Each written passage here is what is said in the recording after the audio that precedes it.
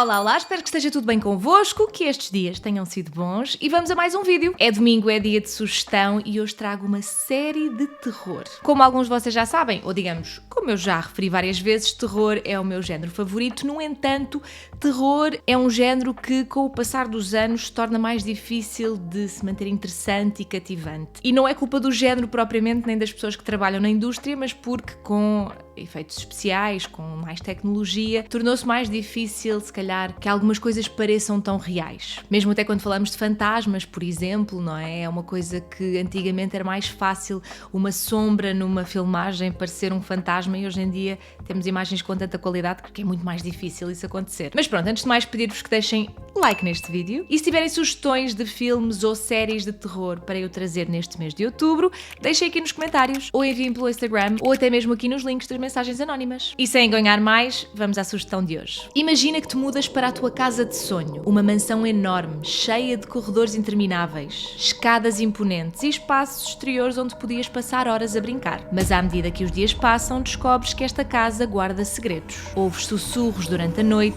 há sombras que aparecem e desaparecem, e no meio de tudo existe um quarto misterioso, com uma porta trancada que ninguém consegue abrir. E é aí que o verdadeiro terror começa. Esta é a Maldição de Hill House, que podes ver na Netflix. Sim, eu já vi esta série há algum tempo, mas tinha de trazer e para mim tinha de ser a primeira porque foi uma série que me marcou bastante e vocês já vão perceber porquê. Fica o aviso, spoilers ahead. Se não viste a série, não é que eu vá estragar totalmente o enredo, mas vou falar de alguns temas-chave que te podem estragar a história, portanto, se és daquelas pessoas que gosta de ver as coisas sem ter nenhum spoiler, se calhar é melhor parares agora, veres a série e voltares. Ou se não estás a pensar em ver a série, fica por aí. Muito interessante esta série porque é uma série de terror que tem aqui uma vertente sobrenatural, mas ao mesmo tempo uma vertente muito real, de terrores do dia-a-dia, que nós sabemos que são reais. Um deles eu acho que até nem foi propositado, não é? Mas é toda a realidade de uma família de classe média comprar uma mansão daquele tamanho. E a casa realmente é muito grande e, pelo que eu percebi da história toda,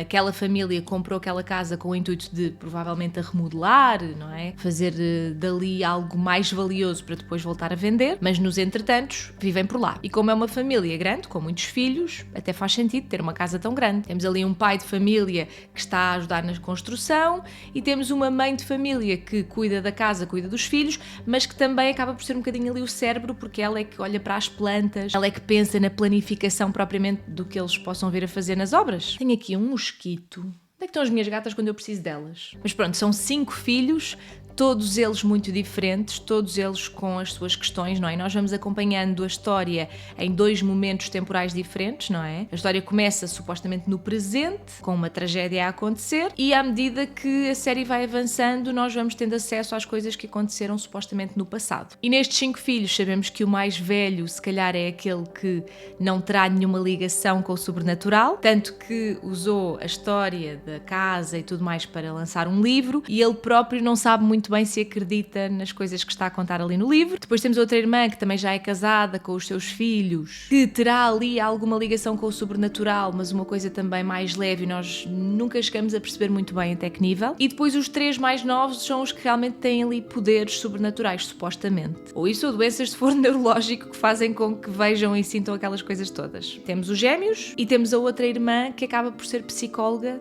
de crianças. E aquela habilidade dela de tocar nas pessoas e tocar nos objetos e de ver coisas acaba por ajudá-la a descobrir de onde é que vêm os traumas dos pacientes dela. Eu acho isto extraordinário, se fosse real era incrível. E é muito interessante ela ter escolhido aquela profissão quando ela tem tantos traumas e tanta coisa para resolver, não é? Nós notamos muito isso com uma rapariga com quem ela se envolve ali a certa parte da série e que se nota que ela não quer envolver-se demasiado porque não tem esses traumas resolvidos. Mas também é interessante que é essa rapariga que acaba por ajudá-la também e puxar um bocadinho por ela para que ela consiga resolver-se e perceber aquilo que realmente quer, não é? Pois ela tem aquela coisa de andar com as luvas, porque se ela toca nas pessoas, toca em certas coisas, tem visões, sente coisas, vê coisas. Eu acho que é das personagens mais interessantes. Só não é a minha favorita, vocês já vão perceber porquê. Porque depois temos os gêmeos, não é? Os gêmeos são o Luke e a Nell, que ao longo da série, que tem estas coisas todas sobrenaturais, mostram que aquela teoria de que os gêmeos têm uma ligação que não se consegue explicar é verdadeira, eles de facto têm essa ligação, são muito próximos, também porque, à conta dos traumas, tanto reais como sobrenaturais que acabaram por viver, tiveram de se aproximar muito, de se proteger, e ele tem um instinto muito protetor em relação a ela,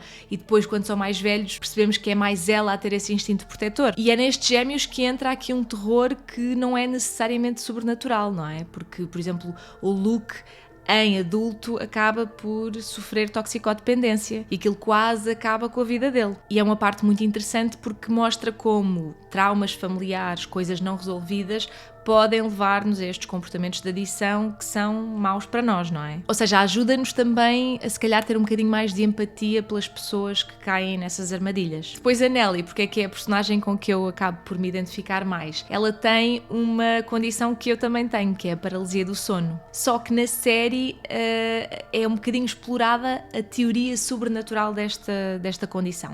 A paralisia do sono é totalmente explicada pela ciência, ok? Aliás, eu vou aqui dar-vos uma definição científica para vocês ficarem com uma ideia melhor. A paralisia do sono é uma condição temporária e assustadora em que uma pessoa acorda consciente, mas não consegue mover o corpo ou falar porque os músculos permanecem paralisados. Ocorre na transição entre o sono e a vigília e pode estar associada a alucinações visuais, auditivas ou táteis. E a sensação de opressão ou presença no quarto. A condição é geralmente breve, segundos a minutos, não representa um risco grave à saúde e pode ser tratada com melhora da higiene do sono, como horários regulares e ambiente adequado, além de evitar cafeína. Ou seja, como é um distúrbio que causa alucinações, é muito comum as pessoas acharem que estão a ser assombradas, esse tipo de coisas. Eu própria, quando era muito novinha e me aconteceu, a primeira vez que eu me lembro disto me ter acontecido, achei que era isso, não é? E na altura eu cheguei a pesquisar muito, mas de facto é uma coisa totalmente explicada pela ciência, é o nosso cérebro aqui a pregar-nos partidas, e a partir do momento em que nós entendemos porque é que aquilo acontece, é muito mais fácil de lidar também. Mas pronto, como na série estamos aqui na teoria de que existem estes poderes sobrenaturais, e a Nell claramente tem esses poderes, muitas vezes quando ela está a ter um episódio de paralisia do sono, em que ela abre os olhos, consegue ver o que é que se passa no quarto, mas não se consegue mexer, acaba por ver supostamente espíritos, e mais tarde percebemos que ela está a ver-se também ela própria e ao que vai acabar por lhe acontecer. E gostei muito desta parte da série porque, apesar de eu saber que não existe uma parte sobrenatural nesta minha condição, achei que eles mostraram muito bem como é que nós nos sentimos quando isto está a acontecer. E é interessante que ela depois acaba por conhecer o terapeuta do sono dela, eles acabam por se casar, não é? E ele ajuda. Quando ele acorda e ela está a ter uma crise, ele ajuda, e é muito engraçado porque o Gonçalo também já tem assim as suas técnicas para me ajudar quando eu estou assim em crise e ele está acordado e se apercebe.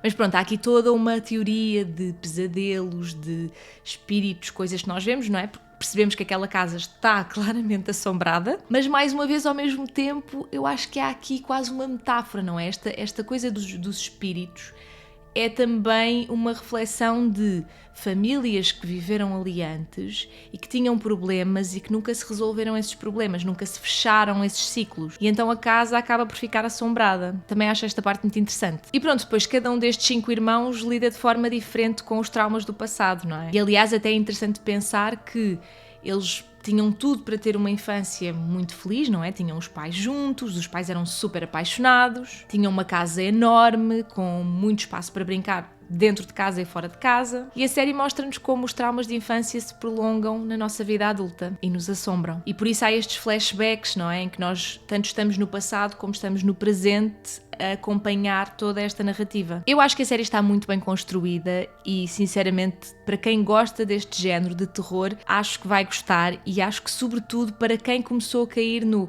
ok, agora os filmes de terror, as séries de terror parece que é tudo igual, é sempre a mesma coisa. Esta foi uma série que me surpreendeu totalmente. E, aliás, o realizador desta série já fez uma série de outras séries também dentro do terror e filmes também, e ele costuma ser realmente muito bom, ele consegue sempre surpreender-nos. Agora, curiosidades sobre esta série, e se vocês a viram, talvez não tenham reparado nisto, mas o ator que faz de pai, o Henry Thomas, que interpreta o Hugh Crane, é o mesmo ator que faz de Elliot no filme do ET. E é engraçado como ele é adulto, mas quase parece que as feições dele não mudaram nada. E à conta disto, depois há pequenos easter eggs na série, como por exemplo o Luke que aparece aparece com uma lancheira do ET. E uma das coisas que eu quero fazer é voltar a ver a série toda do início, porque já descobri e li que existem coisas, até fantasmas e algumas coisas assustadoras que estão muito escondidas e muito escuras e que talvez me tenham passado. Uma informação também interessante é que esta série é baseada num livro de 1959 de Shirley Jackson, portanto é capaz de ser o tipo de livro que eu vou querer ler. Mas pronto, aqui resumindo, para mim o que me fascinou mais nesta série não foi só a parte assustadora e a parte sobrenatural, mas sim toda esta viagem pelos traumas psicológicos daquelas pessoas, das crianças e também dos adultos, as memórias, a culpa, todas estas coisas que permaneceram com aquelas pessoas mesmo depois de saírem daquela casa, sendo que o pai deles acha que o mal está na casa e por isso é que a fecha, não a vende, não quer que aconteça nada, que entre lá ninguém. Mas se vocês tiverem visto a série, digam-me qual é que foi a parte que vos deu mais medo, se calhar, e qual é que foi a cena ou a personagem que vos marcou mais. Contem tudo aqui nos comentários e não se esqueçam também de deixar mais sugestões de filmes ou séries de terror para eu trazer neste mês de outubro. E já agora, vocês têm planos para o Halloween? Eu ainda não tenho a certeza. O mais provável é estar a trabalhar, mas ainda não decidi como é que me vou mascarar. Tenho assim uma ideia em mente, mas é um bocadinho difícil. Mas se tiver tempo, acho que vai ser isso. De qualquer forma, na próxima semana vou já trazer histórias de pessoas que passaram por experiências sobrenaturais. Portanto, se vocês tiverem essas histórias, deixem aqui nos comentários, ou enviem-me mensagem privada lá no Instagram, ou deixem aqui no link das mensagens anónimas. E é isto, mais uma vez, não se esqueçam de deixar like no vídeo se ainda não deixaram, e até ao próximo. Beijinhos!